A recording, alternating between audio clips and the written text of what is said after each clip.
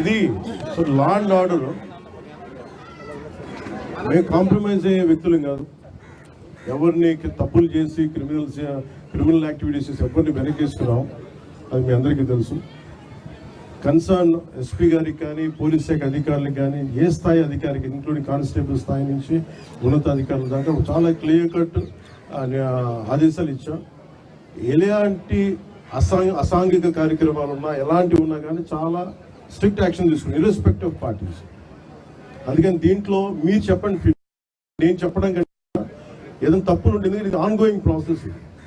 ఒక 10 రోజులు బాగుండొచ్చు, 11 రోజులు ఒక స్ట్రే ఇన్సిడెంట్ జరుగుద్ది, కానీ యాక్షన్ తీసుకోలేనప్పుడు తప్ప అందుకని మీరు ఖచ్చితంగా మీరు నిరంతరం మేము ఒక విజిలెన్స్తోనే ఉన్నాం.